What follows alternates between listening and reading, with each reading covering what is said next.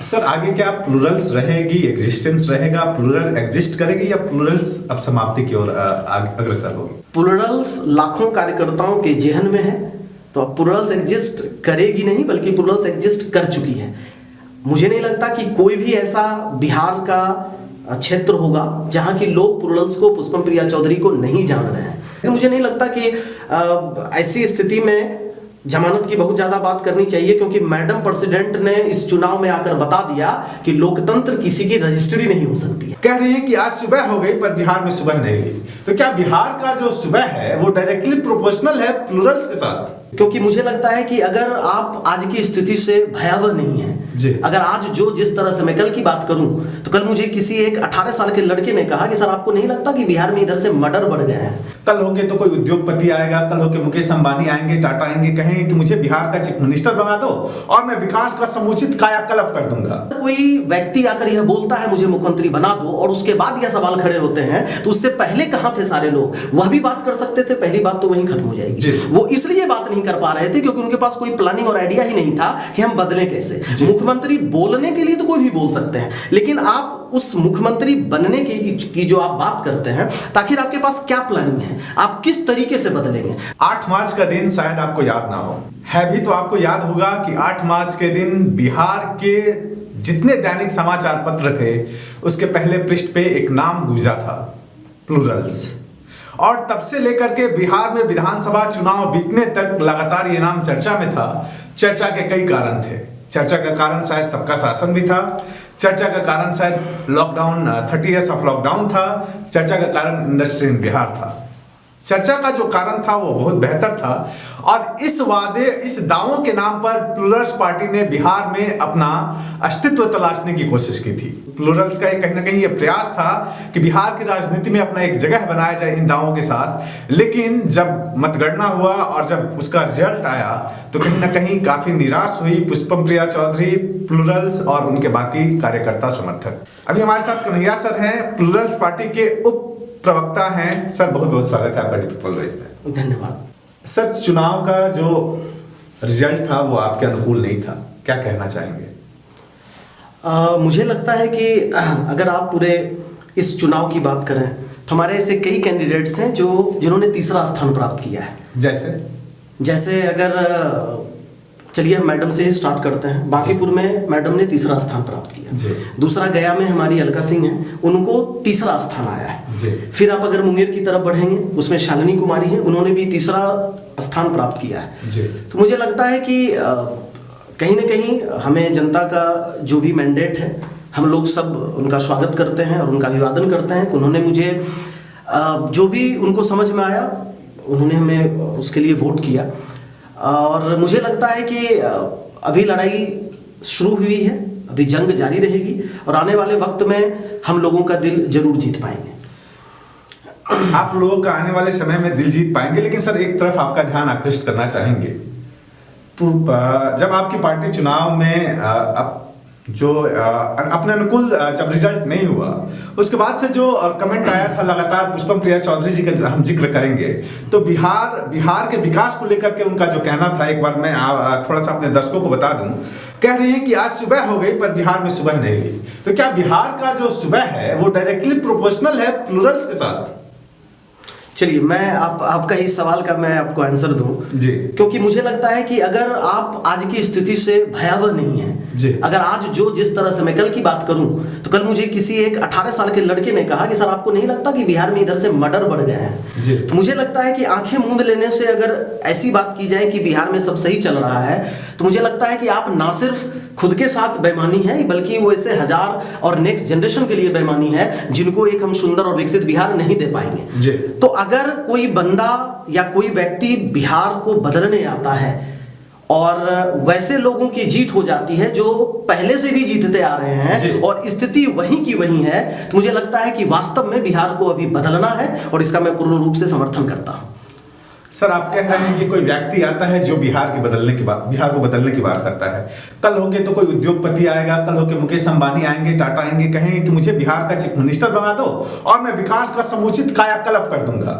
बिहार में विकास की हर वो चीजें दिखेंगी जो फ्रांस और पेरिस और लंदन में दिखती। तो क्या हम उनके बातों में आकर के हम उनको बिहार का दायित्व दे दें? चलिए, इसका भी मैं आपको जवाब दूंगा। तो आप मुझे एक बात बताएं कि जब मैडम आकर यह घोषणा की कि मैं मुख्यमंत्री बनने जा रही हूं, तो इस घोषणा से पहले इस बिहार में उद्योगपति नहीं थे, पहला पॉइंट। और उद्योगपति थे तो कहां थे सब?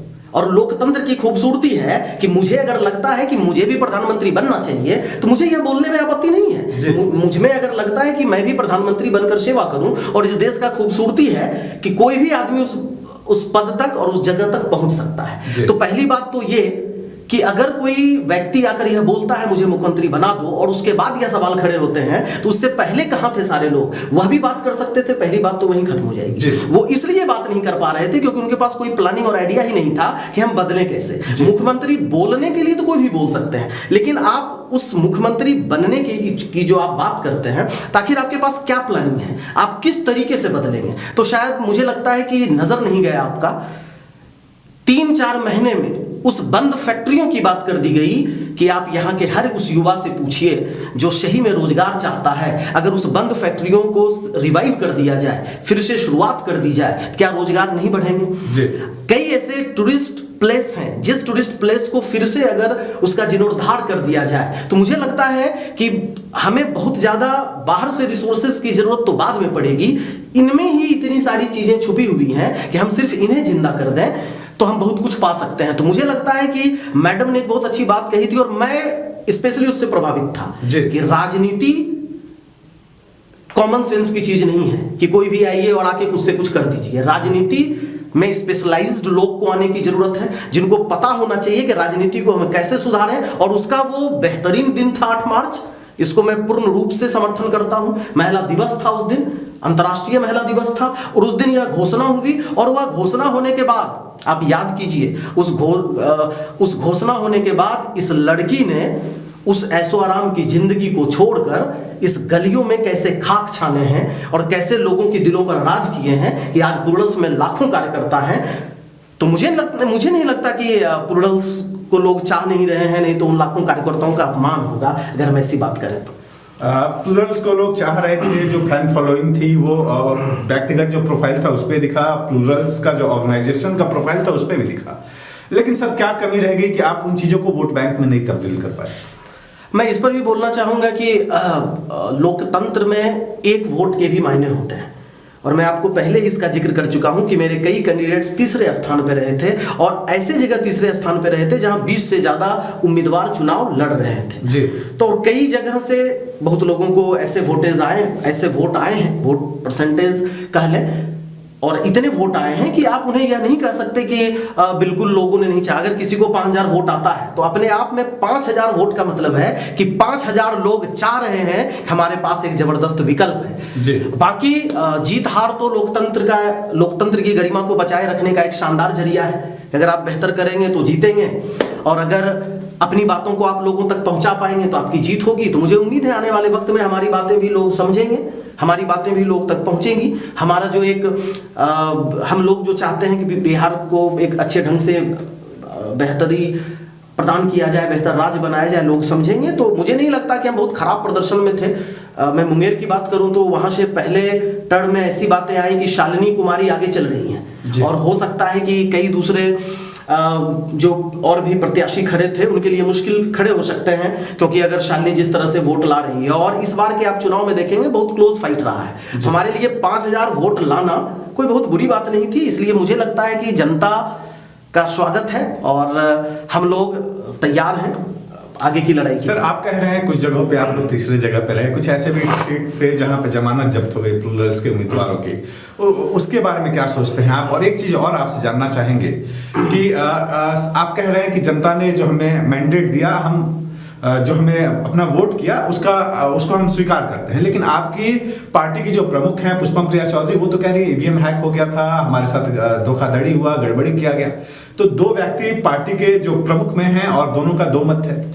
देखिए, जहां तक जमानत की बात है तो जमानत एक प्रोसेस है, वो इलेक्शन कमीशन के द्वारा निर्धारित वोट है, उससे कम अगर आएगा तो आपको आपका जमानत जब्त हो जाएगा। लेकिन मुझे नहीं लगता कि ऐसी स्थिति में जमानत की बहुत ज्यादा बात करनी चाहिए, क्योंकि मैडम प्रेसिडेंट ने इस चुनाव में आकर बता दिया कि लोकतंत्र किसी की रजिस्ट्री नहीं हो सकती है कि आप लोकतंत्र में आइए और दो ही पार्टी आके उसको रजिस्ट्री करवा दें, बल्कि ये एक प्रेरणा है कि आप जमानत को साइड में रखें, बल्कि अच्छे लोग भी राजनीति में आ सकते हैं। और मैडम ने खुला दरवाजा रखा है, और प्लुरल्स की बात आप हटा भी दें तो मुझे लगता है कि बहुत लोग मोटिवेट होने जा रहे हैं कि जब एक लड़की आकर इस तरह से मेहनत करके अपने आप को स्थापित कर सकती है तो हम लोग क्यों नहीं। तो जमानत एक प्रोसेस है। और दूसरा जो आपका सवाल था कि मैडम कह रही है कि ईवीएम हैक हो गया या वगैरह वगैरह, तो देखिए जिस समय मैडम ने ईवीएम की बात की तो मुझे लगता है कि ईवीएम के बारे में बात करना कोई आचार संहिता का उल्लंघन है नहीं, वो हमारा लोकतांत्रिक अधिकार है। और अगर आप थोड़ा कागजी तौर पर देखेंगे तो कई ऐसे जगह जहां हमारे पोलिंग एजेंट थे,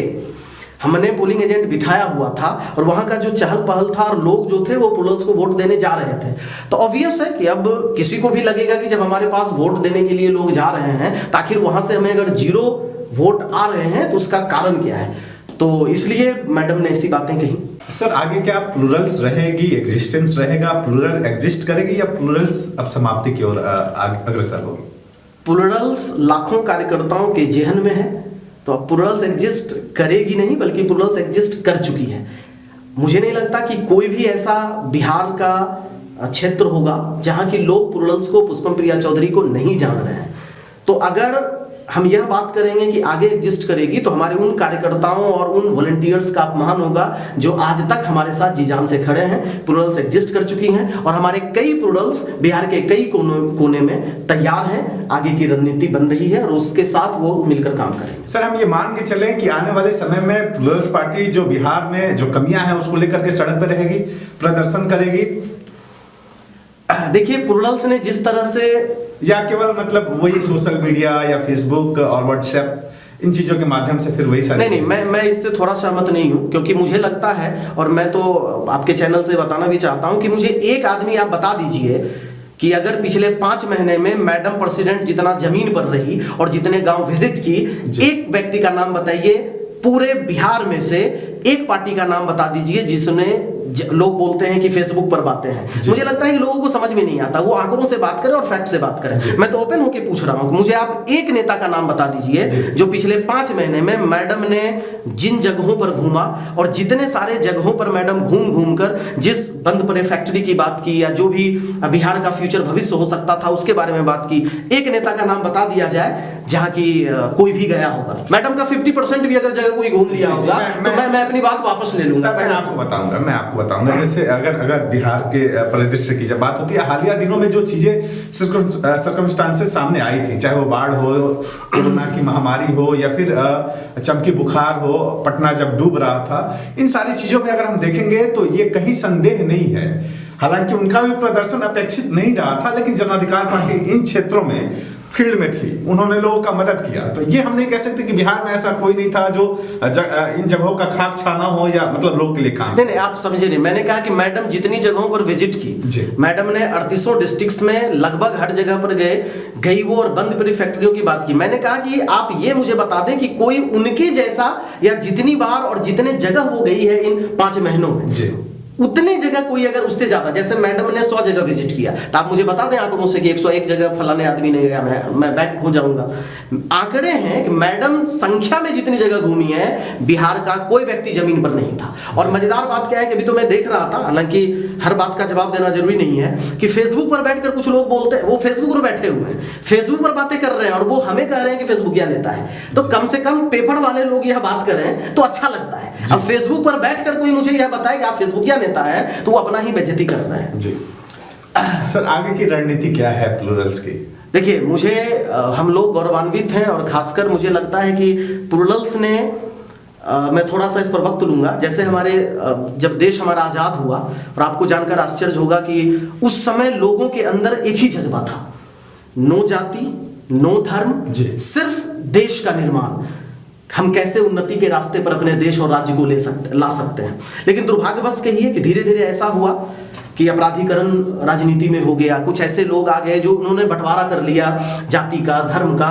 तो पहली बार ऐसा हुआ है और मुझे लगता है कि मेरी राजनीतिक समझ से या मेरा जो राजनीतिक अनुभव रहा है, पहली बार ऐसा हुआ है कि जहां पर कोई पार्टी इतने स्वच्छ और सुदृढ़ तरीके से आती है और नए लोगों को मौका देती है, तो मुझे लगता है कि यह जो प्लानिंग है, यह प्लानिंग बताती है कि हम लोग अपने आइडियोलॉजी और विचारधारा से समझौता नहीं करने जा रहे हैं। और अभी हमारे महासचिव का एक बहुत ही जबरदस्त प्रेरणादायक मैसेज आया है कि दीपावली छठ के साथ हमारी आगे की तैयारी होगी, आगे की जंग की तैयारी होगी और जितने भी कार्यकर्ता वॉलंटियर्स हैं वो तैयार रहें आगे की रणनीति के लिए। और मैडम प्रेसिडेंट ने भी कहा, जैसे जो उनके उस मैसेज को तोड़ मरोड़ कर कहा गया, तो मुझे लगता है उस मैसेज पर ज्यादा ध्यान देना चाहिए। जब मैडम प्रेसिडेंट ने दिवाली के एक दिन पहले कहा कि हमारे लिए हर वह कार्यकर्ता, एक एक कार्यकर्ता इंपॉर्टेंट है जिन्होंने हमारे लिए मदद की या जो हमारे साथ खड़े थे। जी, एक वोट की बात पुष्पम प्रिया चौधरी ने कही है कि जो एक मत भी अगर हमको मिला है तो उसके भी भावनाओं का सम्मान करना है। ये बात सर, हम आपसे ये आखिरी सवाल ये जानना चाहेंगे कि आपके पार्टी के जो कोर मेंबर्स थे, अनुपम सुमन भी उसमें थे, क्या उनकी भूमिका रहेगी आने वाले समय में? देखिए, ये अभी तो पार्टी की एक स्ट्रेटजी है। पार्टी अब कैसे इतने दिनों में एक्चुअली चुनाव खत्म हो गया है, तो अब पार्टी के जितने भी जो भी गणमान्य लोग हैं वो अब तैयारी कर रहे हैं कि कैसे फिर से रिबिल्ड किया जाए पार्टी को। तो अभी देखिए, थोड़ा सा हम लोग वक्त का इंतजार करें, क्योंकि जैसे ही दीपावली छठ के बाद फिर से रिबिल्डिंग स्टार्ट होगी। जो सही लोग हैं, जिन्होंने सही रूप से काम किया है, उनको उनके हक का सम्मान दिया जाएगा, तो सारी चीजें क्लियर हो जाएंगी, कौन लोग रहेंगे और कौन लोग को क्या भूमिका दी जाएगी। एक चीज और जानना चाहेंगे सर आपसे, जैसे पुष्पम प्रिया चौधरी जब आई तो उन्होंने 30 इयर्स ऑफ लॉकडाउन का बात किया, इंडस्ट्री का बात किया, तो क्या आप आगे के दिनों में वो उसके लिए काम करेंगे जमीन पे उतर करके? जो मखाना इंडस्ट्री हमारे यहाँ का है, विश्व में सबसे ज्यादा मखाना बिहार उत्पादन करता है और बिहार का एक खास क्षेत्र है, बिल्कुल, तो क्या उसके लिए प्लूरल्स काम करेगी? क्या प्लूरल्स जो शुगर मिल बंद हैं, जिसके रीओपन की बात पुष्पम प्रिया चौधरी कर रही है, वो क्या अब सत्ता से दूर रहने के बावजूद ये सारी चीजें चलेंगी आपके यहाँ?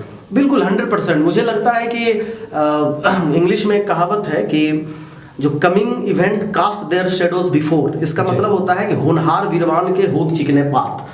तो जिसकी शुरुआत अच्छी हो ना, जो अच्छे ढंग से कोई बंदा आता है और स्पेसिफिक तरीके से एक पॉलिसी की बात करता है कि हम कैसे इन इंडस्ट्री के सहारे रोजगार का सृजन करेंगे, हम इन बंद पड़े कारखानों को फिर से जिंदा करेंगे और इसको जिंदा करके हम जो बिहार की खोई गरिमा है, विरासत है, उसको हम जिंदा करेंगे, उसको हम फिर से एक नया आयाम देंगे। जब इसकी बातें कर रहे हैं लोग, और इसके कारण ही यहाँ के लोग जुड़े हैं, प्रोडक्ट्स में जुड़ने का एक ही कारण है कि इसने आके पॉजिटिव सकारात्मक पॉलिटिक्स और उसकी राजनीति की बात की।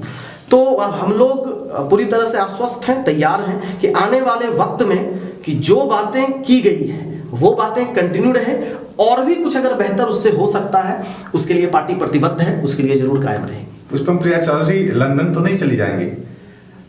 मुझे लगता है कि अगर उनको लंदन जाना होता तो शायद उस समय छोड़कर नहीं आती, जहां वो बहुत अच्छे पोजीशन पर थी, जहां उन्हें करोड़ों के ऑफर थे। जब उस समय वह छोड़कर, उस समय का जो दौर होता है ना, जब इंसान अच्छी स्थिति में हो और उसको छोड़कर निकलना ज्यादा मुश्किल होता है। अब तो वो सेट हो चुकी हैं, अब तो वो बिहार की ब्रांड है, अब तो देश भर में उनके चर्चे हो रहे हैं, तब तो इस सवाल का कोई मतलब ही नहीं होता है। जब इंसान शुरुआती दौर में निकलने की कोशिश करता है तो उसके लिए बहुत मुश्किल होता है कि आप एक अच्छी जिंदगी को छोड़कर आप एक ऐसे जगह जा रहे हैं जहां लोगों को समझाना, बंद पड़ी चीजों के बारे में बातें करना, उस समय मुश्किल दौर निकल गया तो पुष्पम प्रिया चौधरी रहेंगी। और अब तो मुझे लगता है कि अब बिहार में लाखों पुष्पम प्रिया चौधरी हैं। मैं हूं पुष्पम प्रिया चौधरी, और अब आप भी बोलना स्टार्ट करें, मैं हूं पुष्पम प्रिया चौधरी। बेशक हमारी शुभकामनाएं आप लोगों के साथ है, क्योंकि बिहार में एक समुचित बदलाव की आवश्यकता थी। बिहार को आवश्यकता थी कि यहाँ का कोई नेता ये ना कहे कि यहाँ पे चूंकि समुद्र नहीं है तो यहाँ रोजगार नहीं लग सकता। बिहार को आवश्यकता थी इस तरफ देखने की कि बिहार के जो बंद पड़े चीनी मिल हैं उसको अगर चालू किया जाए तो वहां से कितने लाखों लोगों को रोजगार मिल सकता है। बिहार में आवश्यकता है उस मखाना इंडस्ट्री पे बात करने के लिए, बिहार में आवश्यकता है सिल्क उद्योग पे बात करने के लिए, बिहार में आवश्यकता है ऐसे तमाम इंडस्ट्रियों पे बात करने लगे जो बिहार में है, लेकिन चूंकि हमारे नेताओं की दूरदर्शी सोच उन तक नहीं जाती है, जिसके वजह से बिहार में पलायन एक मुख्य मुद्दा बना हुआ है। हम ये उम्मीद करते हैं कि आने वाली सरकार चाहे जो भी हो, जो भी सत्ता पे बैठे, वो इस बात का खास ख्याल रखे कि बिहार में जो पलायन की स्थिति है उसको कैसे बेहतर किया जाए, शिक्षा व्यवस्था कैसे बेहतर हो, स्कूलों की व्यवस्था कैसे बेहतर हो, सड़क जो अब थोड़ी सी बेहतर है उसमें और उसको और बेहतर कैसे कर सकते हैं, इन सारी चीजों पे बातचीत किया जाए। बहुत बहुत धन्यवाद सर अपना समय देने के लिए। बड़ी बेबाकी से आपने सारे प्रश्नों का जवाब दिया, कुछ कड़े प्रश्न भी थे उसका भी बड़ी बेबाकी से आपने जवाब दिया। बहुत बहुत धन्यवाद हमारे साथ जुड़ने के लिए। बहुत बहुत धन्यवाद।